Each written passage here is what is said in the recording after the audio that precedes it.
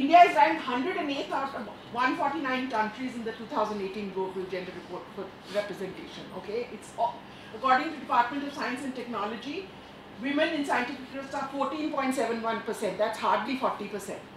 Representation of women in India's top scientific and educational institutions shows a wide gap. The IITs have the number of women faculty is 11.2%, hardly 40%. And DST has also found that women are either not promoted or very often drop out. So these are what is happening, okay? And here are the countries with percentage of women in science, and India has the lowest color, so it is the lowest. You see, we forget that we are also a large population. America doesn't give data. I bet it's low too.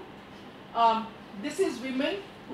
Where do women underrate their science capability? India is the darkest. We have the imposter syndrome at the most. Even if we are so many women in science, we think we are no good. We underrate ourselves.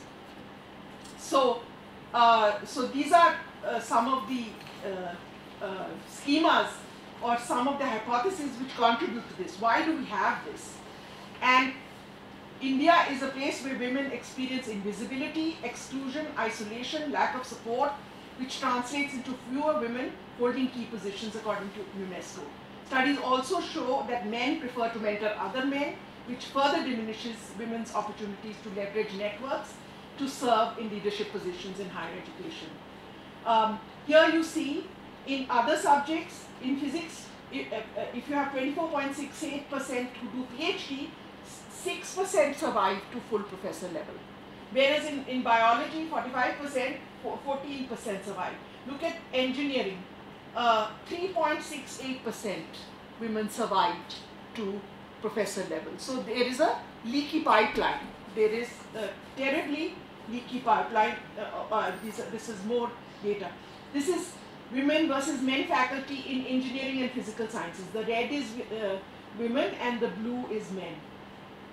Okay, and you know there are some fields in which there are absolutely no women. Nuclear engineering, environmental engineering, mining engineering. There are no women in any institution. Okay, so so their reasons are societal, psychological, and innate.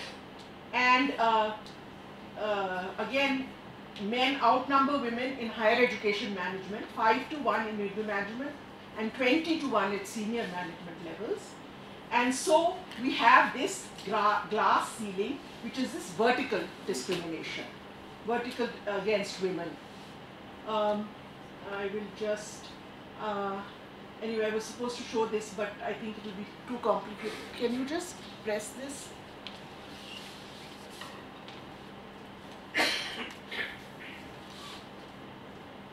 I'll take 5 minutes. I know I have only 5 minutes, but okay.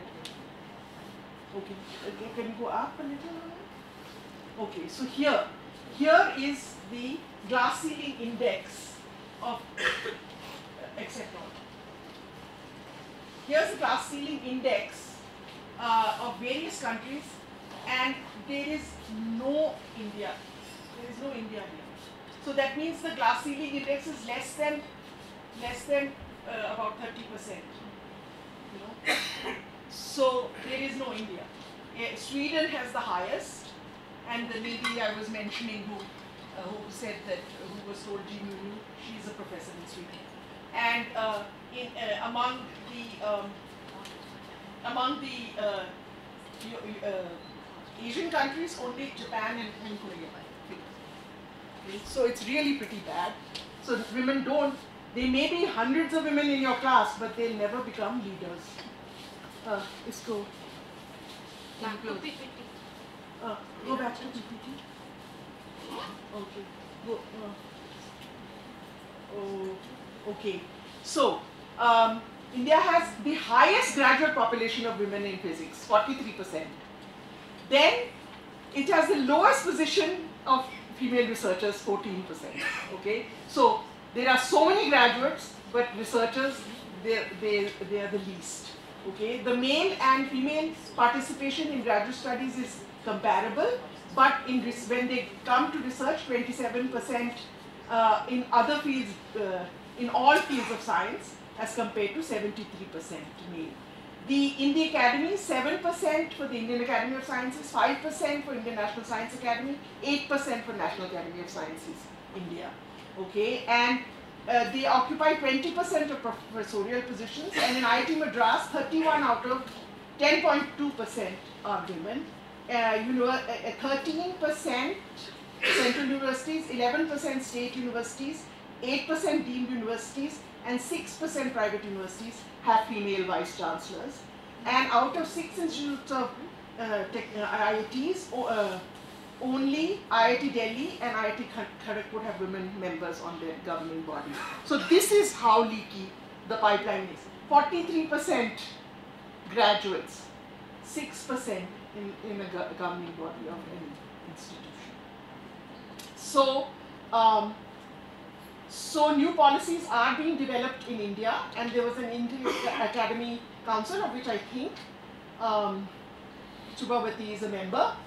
They brought out a document saying that women seldom reach the pinnacle of hierarchy in universities and other scientific institutions. Subsequently, the representations of women in higher professional categories of science has risen by a few percent, but nothing close to the 40% target set by the UN.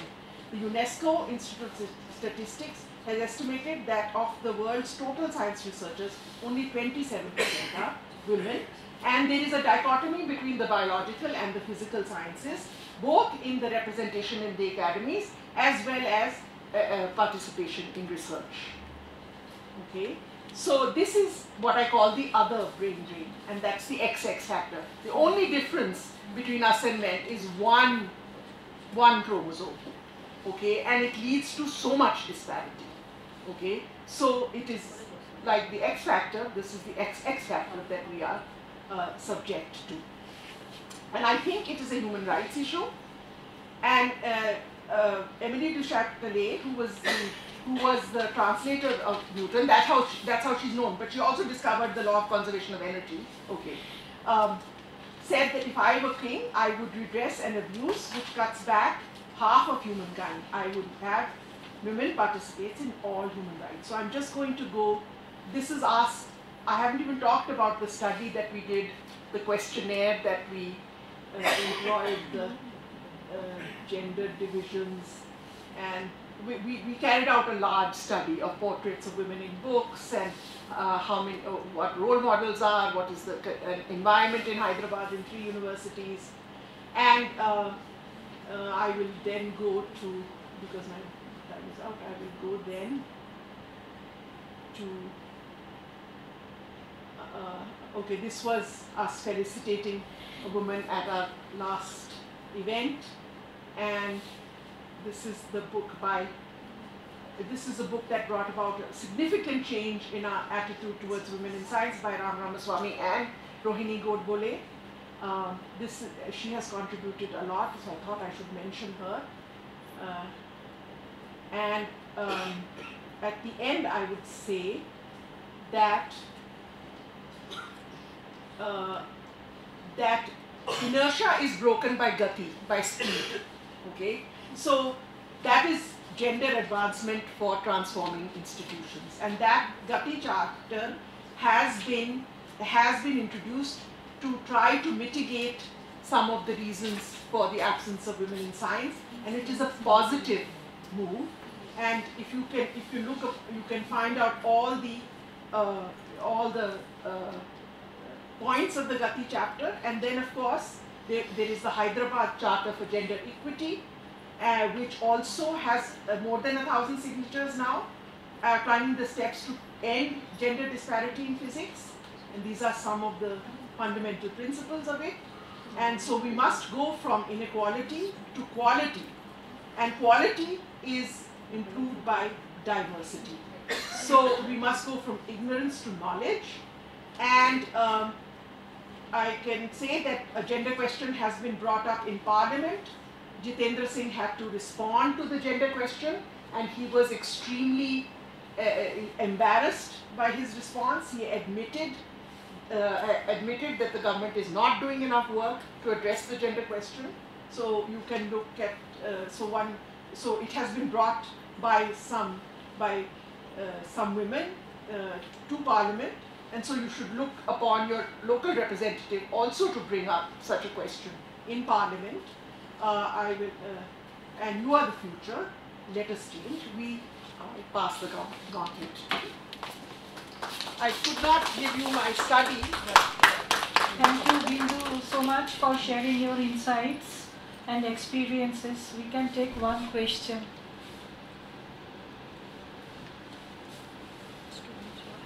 Yes. Yeah, can I just ask Dr. Mike? There's also an issue of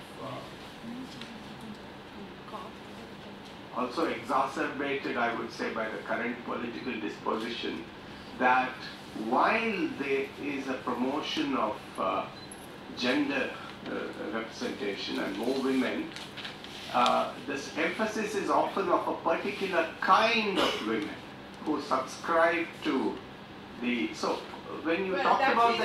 When I'll cut you honest, but that came up then also, but I think there is an intersectionality between caste and gender. No, so but because when you make the issue of gender fluidity more flexible, I think you're going to have more enemies.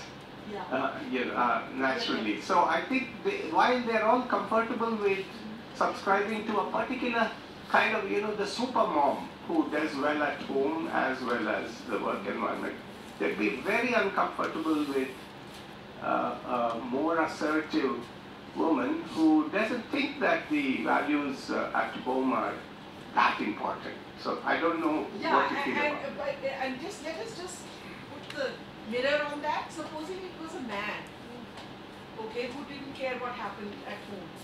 Nobody would care, right?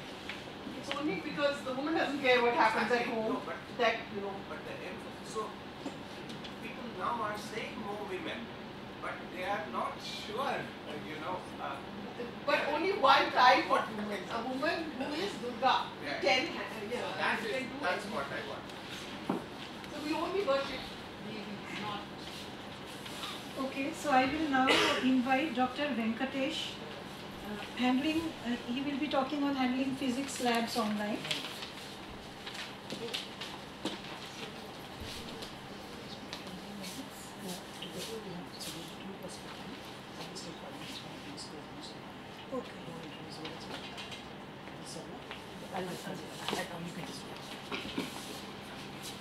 The next talk is going to be on handling laboratories online, and this is a very interesting, very important topic.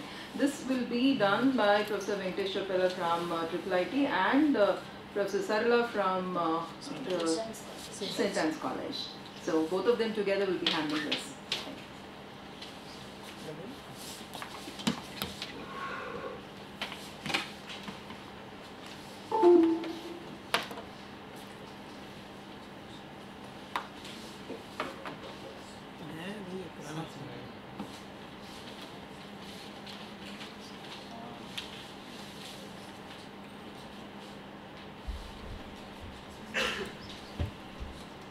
Give me just a moment.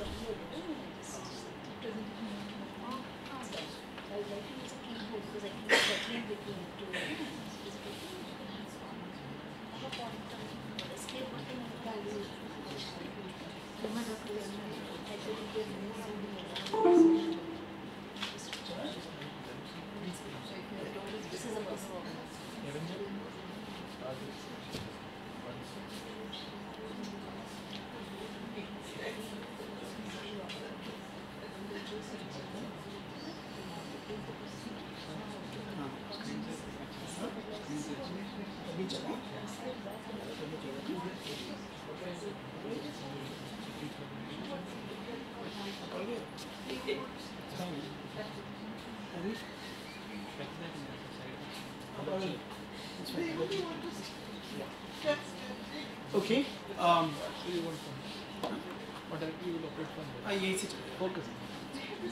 Okay, good morning everybody.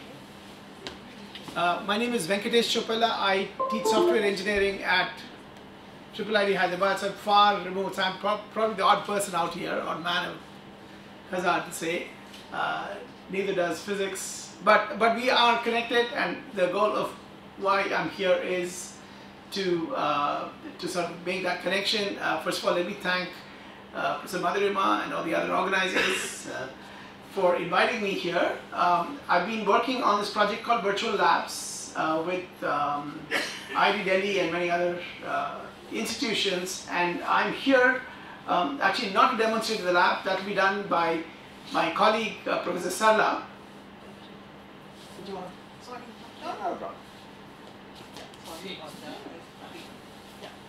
So who will actually do the heavy lifting of demonstrating the experiments to you. So my job here is just to advertise this idea of virtual labs and also invite you and your students to participate in building virtual labs. So virtual labs is a large software project. That's the way I look at some of these things. A lot of programming, a lot of design and development of software which builds simulations that students have been using. So my goal is to just tell you a little bit about the project, just give you an idea of how it's being used, and then it'll be over to Professor Sarla. Okay, so I'm just going to make it very, very brief because I know we're running out of time. Everybody knows the effectiveness, and in fact, again, part of the effectiveness of teaching online. But let me take a moment to tell you about Virtual Labs, which is a Ministry of Education, NME, ICT initiative, which started about 10 years ago, long before COVID, of trying to bring sort of virtualized physical laboratories, which is of course a big problem in many colleges, and to provide remote access, 24/7, free access to simulation experiments. It's a very large project. We've built hundreds of experiments. In fact, it's over 1,000 as a matter of fact, including physics and the other sciences, and of course many disciplines in engineering, including the undergraduate and postgraduate research. We want students to be able to learn online outside the class hours, because laboratories often are tied to class hours, you know, so they need to be physically present. So I'll quickly skip over to the impact of virtual labs. That's really what I want to talk about. So we have about 11 institutes involved and many more who are actually working with us right now, much larger. There's 11 original institutes. And the, I'm sorry about the size of the slides, but let me just talk about it. 13 disciplines, including science, including physics, mechanical, computer science, electronics, civil engineering, electrical engineering, chemical sciences, physical sciences, those are the physics and chemistry. We have 166 laboratories, of which I can see that physical sciences and chemical sciences are 12 each, right? And of course, this is not a fixed number. This number is going to grow, and we'd like you to sort of contribute towards that. You can see the engineering disciplines are sort of the bigger ones here. There are more labs in the engineering disciplines. And our current usage, at least since 2020, that's about 3.5 years now, is over 87 million page views and over 12 million users. These are users across India but also outside India, and we have statistics on various kinds. I'm not going to take this time to go delve into that deeper. We have people actually using it, not just coming and browsing the page, so people are actually building, using these labs in many places as part of the curriculum, as Professor Sarla will explain.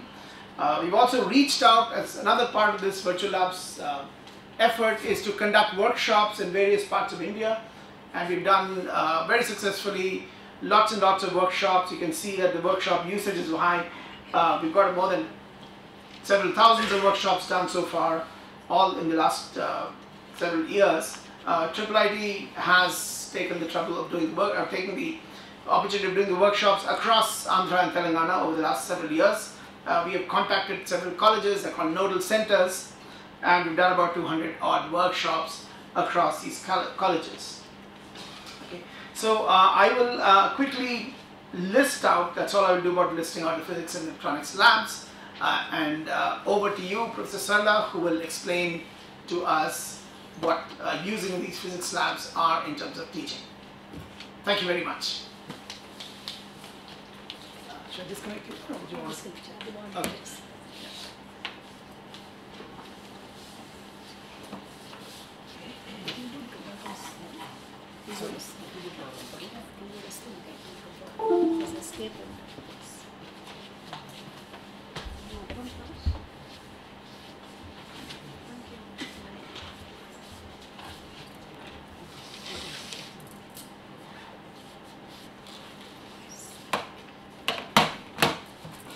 Okay. While the logistic support is being given, I thank Professor Venkatesh for introducing us to these virtual laboratories.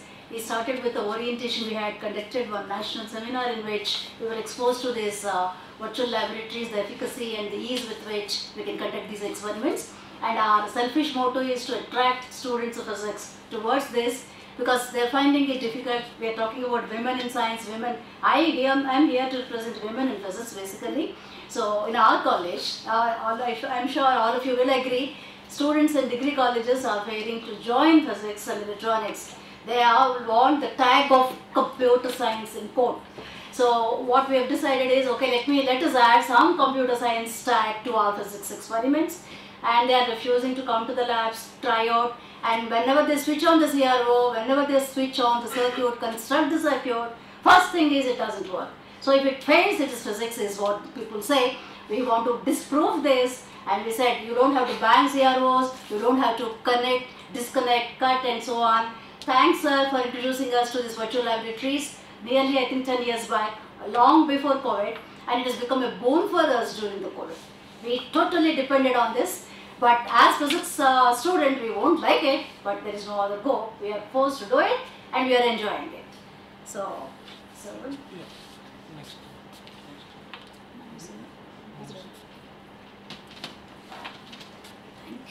Thank you for So now we've conducted many experiments in physics and electronics. I am just giving you a list of these experiments released by Prism. Students are finding it difficult to come to the optics lab to do the spectral adjustments and bending their neck and things like that. So sometimes they act as though they are doing the experiment. They make us do the demonstration and we show them one reading and they take the reading and then go. This is a situation in undergraduate colleges that I am telling. So this the experiments that we've conducted.